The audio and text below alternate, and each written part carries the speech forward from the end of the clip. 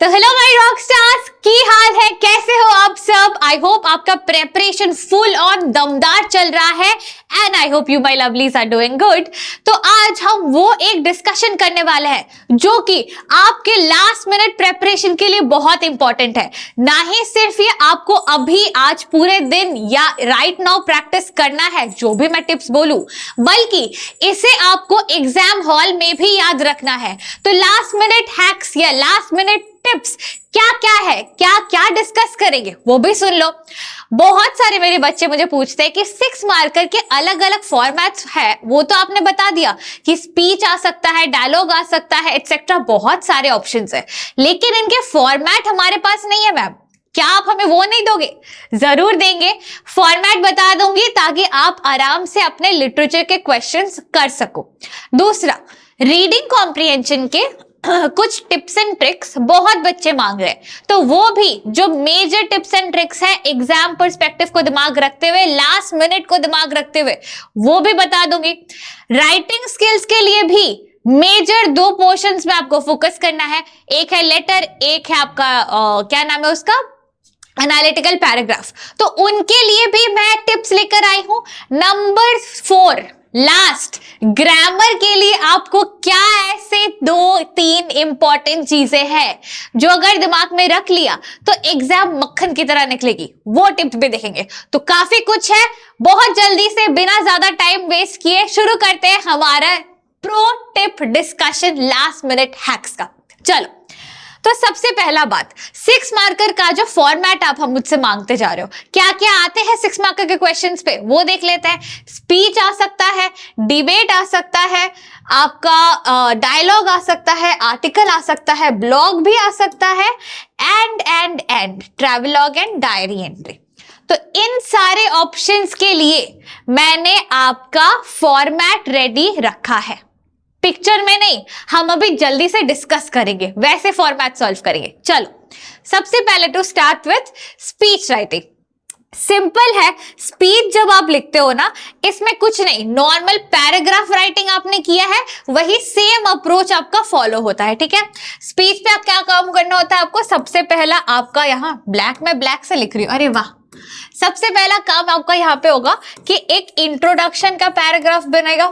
Introduction के paragraph में क्या लिखना है आपको, बेसिकली इंट्रोड्यूस करना है कि किस बारे में स्पीच लिख रहे हो। इट्स बेस्ट अगर आप कोई कोट से स्टार्ट करो, कभी भी स्पीच है तो इट्स बेस्ट आप कोई कोट से स्टार्ट करो। उसके बाद you address the people over there, जो बैठे हैं, अटेंशन लो सबका, एक हुक डालो, अटेंशन ग्रैबिंग करो, देन एड्रेस करो कौन कौन वहां प्रेजेंट है, उन सब के लिए लाइक वेलकम आप सबको, आज ये बारे में, ये मुद्दे को उठा के हम बात करने वाले हैं, ये स्पीच देने वाले, वो बात लिख लो। नेक्स्ट क्या होने वाला है, बॉडी आएगा, बेसिकली 3 पैराग्राफ्स में डिवाइडेड है और लास्ट में कंक्लूजन भी आएगा। और कंक्लूजन हमें पता है कि generally this is all about summary, and last में बोल देते हैं कि bye bye, have a good day, bye bye भी कर देंगे, मतलब लिटरल बाय बाय मत लिखना, ठीक है। बाय बाय मतलब एंडिंग, क्लोजिंग, या चलो have a good day, thank you for hearing me out, etcetera. अब आता है बॉडी। बॉडी में हम एग्जैक्टली क्या बात करेंगे, जो भी हमारा मेन डिस्कशन है या मेन आइडियाज होते हैं, वो सारे आइडियाज, वो सारे चीजें इन डिटेल डिस्कस कर देना। एंड ये पूरा चीज आपका जो 6 मार्कर का लिटरेचर है, वो चैप्टर से रिलेट करना, वर्ड लिमिट फॉलो करना। डन। स्पीच का आपका मेन चीज ये होता है कि 3 पैराग्राफ्स में डिवाइडेड होगा, इंट्रोडक्शन, बॉडी, कंक्लूजन, और उन सब में ये जाएगा। इंट्रो में आपका कोट और हुक से स्टार्ट करना, सबको एड्रेस करना, मेन किस बारे में स्पीच है वो बता देना, टॉपिक जो है बेसिकली। फिर आपका जो बॉडी है, बॉडी में जो बारे में आप बात कर रहे हो उसको डिटेल में समझाओ, आपका स्पीच किस बारे में वो पूरा बोलो, एंड लास्ट में सोल्यूशन, कंक्लूजन। आगे आएंगे हमारे डिबेट राइटिंग पे।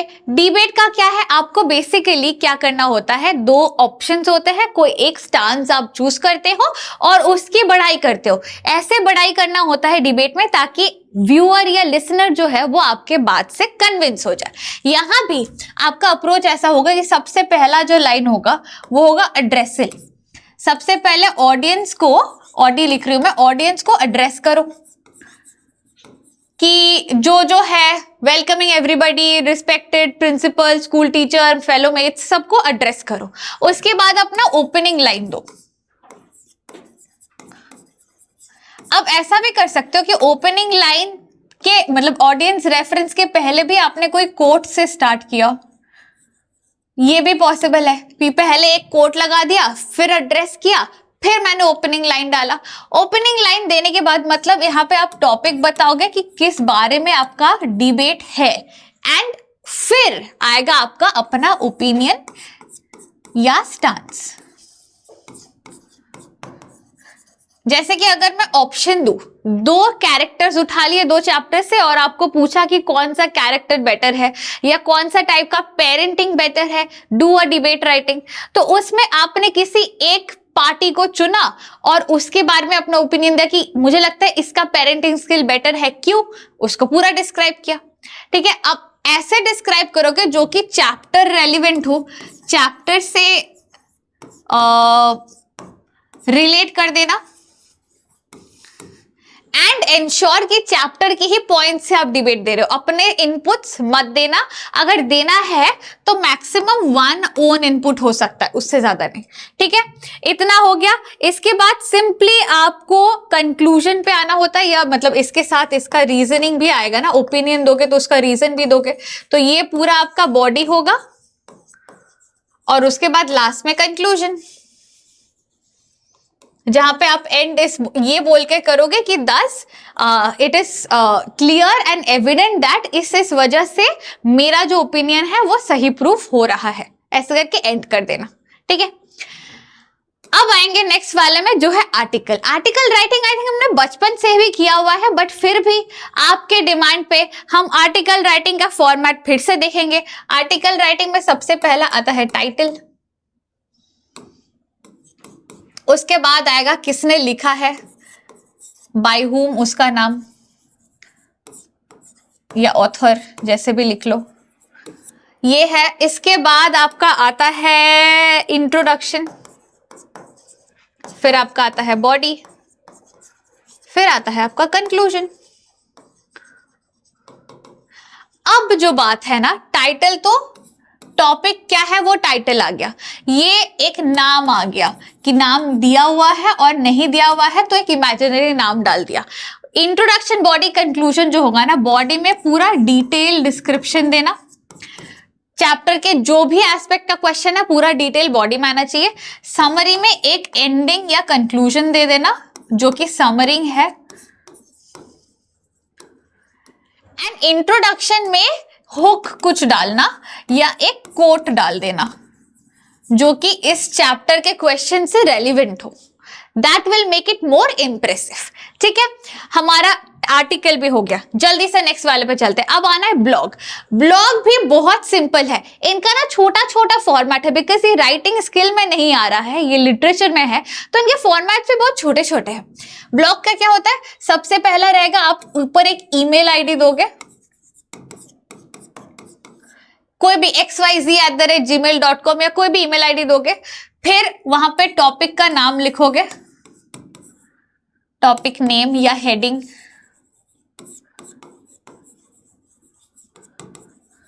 और उसके बाद अपना इंट्रो, बॉडी, कंक्लूजन, ऐसा ही है। बस एक चीज है, यहाँ पे ईमेल आईडी आएगा और यहाँ पे एक ऑप्शन ब्रैकेट करके डालना, पब्लिश करके, एंड लास्ट में जब आपका कंक्लूजन हो गया है यहाँ पे ऐसे डैश देके नेम दे देना कि किसने लिखा है ये ब्लॉग। इतना ही सिंपल है और कुछ नहीं होता है इसमें। ठीक है, आगे आते हैं। ट्रैवलॉग क्या होता है? ट्रैवलॉग बेसिकली आपने कोई ट्रिप किया है, उस ट्रिप का आप मेमोरी शेयर कर रहे हो। ठीक है, तो that's why it can also be called as a monologue. अभी अगर मोनोलॉग है तो बेसिकली इसका कुछ नहीं करना होता है, आपका जो एक्सपीरियंस है पैराग्राफ राइटिंग नहीं होता, मल्टीपल पैराग्राफ्स में आप पैराग्राफ राइटिंग कर रहे हो, उसी फॉर्मेट को फॉलो करना है। आपको बस दिल खोल के अपना ओपिनियन लिखते जाना है कि मैंने ये किया था, ये देखा था, ये वहां पे मिलता था। बस यही है कि यहाँ पे in detail and vivid description देना होता है। क्लियर डिस्क्रिप्शन लिख दे रही हूं मैं। यही बात होता है ट्रैवलॉग का। आपको लगेगा अरे ट्रैवलॉग पता नहीं क्या क्या फॉर्मेट में है, कुछ नहीं है, ये सिंपल सबसे इजीएस्ट फॉर्मेट इसी का है। क्योंकि मोनोलॉग है तो सिंपली लिखना शुरू करो अपने व्यू पॉइंट्स के साथ, पैराग्राफ राइटिंग जैसे, कोई हेडिंग वेडिंग भी नहीं लगता है। डायरी एंट्री, डायरी एंट्री तो आई थिंक ये हम 9th से भी लिख रहे हैं, तो यहां पे आएगा डेट, डे, फिर आएगा डियर डायरी, या इसका जो भी नाम दिया है अपने डायरी का, फिर अपना कहानी लिखो पूरा, खत्म। इनफॉर्मल लैंग्वेज में लिख लेना, जैसे कि आप अपना फीलिंग शेयर कर रहे हो, दैट्स इट। ये ही सारा है जो आपका फॉर्मेट आ सकता है या मांग सकता है 6 मार्क क्वेश्चन में। एक बारी फिर से सुन लेना इफ रिक्वायर्ड, और कुछ एक्स्ट्रा है ही नहीं। फॉर्मेट को लेके इतना स्ट्रेस नहीं लेते हैं, मैंने इसीलिए इसमें ये डाला है। चलो अब आएंगे मेजर टिप्स और ट्रिक्स में। रीडिंग कॉम्प्रिहेंशन उनके कौन से टिप्स है जो मैं चाहती हूं आप जरूर से याद अभी प्रैक्टिस करो और एग्जाम में भी याद रखना। नंबर 1, सबसे पहले क्वेश्चन को रीड करना है आपको। क्वेश्चन को रीड करके उसमें जो एक की पॉइंट है ना, फॉर एग्जांपल लैंग्वेज यहाँ का इस क्वेश्चन नंबर 1 का कीवर्ड है, तो इस कीवर्ड को अंडरलाइन करो, पैसेज में ढूंढो कि कहाँ लैंग्वेज है, उसको मार्क करो, आपको आंसर मिल जाएगा। दूसरा चीज, search for the question keyword in the passage. जो मैंने बोला, पहले तो क्वेश्चन में कीवर्ड लाइन करो और उस कीवर्ड को पैसेज में ढूंढो, ठीक है। नेक्स्ट क्या पॉइंट है, for synonym antonym based question read the lines above and below the line. तो फॉर एग्जांपल यहाँ पे एक वर्ड है जिसको आपको पूछा गया सिनोनिम या एंटोनिम देने के लिए, क्या करना, पहले तो ये लाइन रीड करना। अगर आपको मीनिंग नहीं, ओवरऑल मीनिंग नहीं समझ आ रहा है कि शायद से इसका मतलब ऐसा होगा, तो एक लाइन ऊपर से एक लाइन नीचे तक पूरा रीड करो। एक आपको ओवरव्यू ऊपर से मतलब समझ आ ही जाएगा कि इसका बोलने का रीजन क्या है या बोलना चाह क्या रहा है। उसी अंडरस्टैंडिंग के बेसिस पे एक या तो सिनोनिम पूछा तो सिमिलर मीनिंग वर्ड लिख दो, ऑपोजिट एंटोनिम पूछा है तो उल्टा मीनिंग वर्ड लिखो। बस इतना याद रखना कि सिनोनिम एंटोनिम है, मीनिंग नहीं पूछ रहा है, क्योंकि जनरली लोग समझ के वो मीनिंग लिख के आ जाते हैं, फिर बोलते हैं कि अरे एंटोनिम पूछा था मैंने तो मतलब ही लिख दिया, तो वो मत करना, ठीक है। आएंगे अब नेक्स्ट टिप पे जो कि राइटिंग स्किल्स का है। मैंने बोला था राइटिंग स्किल में आपको मेनली लेटर और एनालिटिकल पैराग्राफ पे ही फोकस करना है। लेटर का फोकस होगा आपका नंबर 1 रीजन फॉर्मेट पे, फॉर्मेट को गलती से भी मत भूलना, उसमें मार्क है। दूसरा, अपने दिमाग में पहले से इंट्रोडक्शन फिट कर लो कि जैसे लेटर टू एडिटर का इंट्रोडक्शन अलग होता है, कंप्लेन लेटर का इंट्रोडक्शन अलग होता है, ऑर्डर लेटर का अलग होता है, इंक्वायरी लेटर का अलग होता है। हर एक का ना अपने दिमाग में पहले से एक स्टैंडर्ड और यूनिक कोशिश करना, एक स्टैंडर्ड और यूनिक इंट्रोडक्शन फिट करके रखना, ठीक है। अब आएंगे, ये सारा आपका प्री वर्क है। अब आएंगे एनालिटिकल पैराग्राफ में। इसके लिए भी एक प्री वर्क करना है आपको। वो क्या है, लास्ट मिनट काम है ना, आपको एक इंट्रोडक्शन सोच के रखना है कि जैसा भी डेटा आए, मुझे बस शायद एक वर्ड बदलना पड़े इंट्रोडक्शन में, बट सेम रहे। जैसे फॉर एग्जांपल, मैं एकदम बेसिक एक एग्जांपल दे रही हूँ, ठीक है। The given data suggest, the given pie chart suggest, the given table suggest. तो मैं क्या कर रही हूँ, बट कैसा टाइप का डेटा है वो वर्ड बदल रही हूँ, बाकी सेंटेंस सेम है। तो वैसे ही एक स्टैंडर्ड और अच्छा सा फॉर्मल लैंग्वेज वाला इंट्रोडक्शन सेट करके रखो कि कैसा भी डेटा आए, आप बस वो डेटा के टाइप का वर्ड बदलोगे, बाकी इंट्रो सेम रहेगा।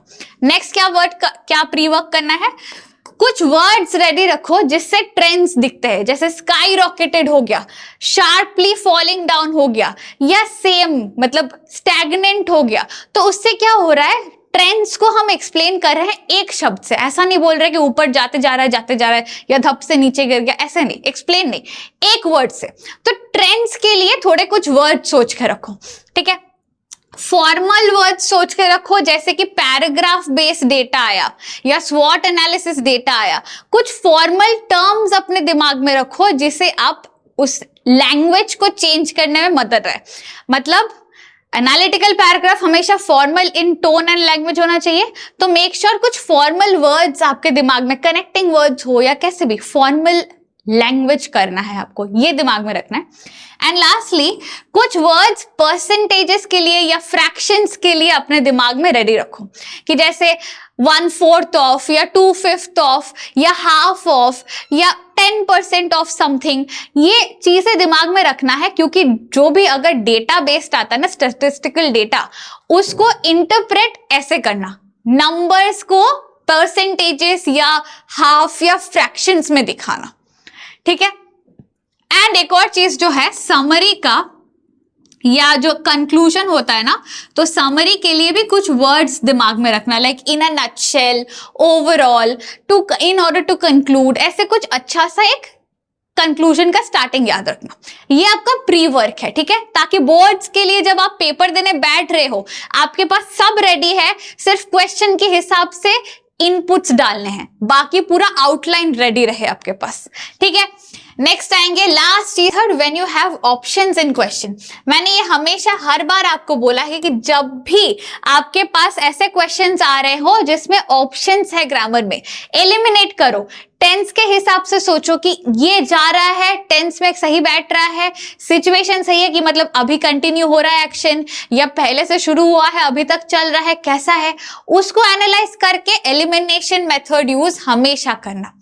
नेक्स्ट इंपॉर्टेंट चीज क्या है, एरर करेक्शन के 2 क्वेश्चंस आई थिंक आएंगे ही आएंगे, तो इन दैट केस आपको एरर करेक्शन के टाइम कुछ चीजें दिमाग में रखना है, कि चेक करना टेंस का प्रॉब्लम है कि नहीं, सब्जेक्ट वर्ब अग्रीमेंट का प्रॉब्लम है कि नहीं, सिंगुलर प्लूरल का प्रॉब्लम है कि नहीं, और डिटर्मिनर्स का प्रॉब्लम है कि नहीं। डिटर्मिनर्स में क्या क्या आता है, आर्टिकल्स आते हैं, क्वांटिफायर्स आते हैं, बहुत कुछ आते हैं। तो इन चारों को सबसे पहले आइडेंटिफाई करना कि इनमें से कुछ है कि नहीं, ठीक है।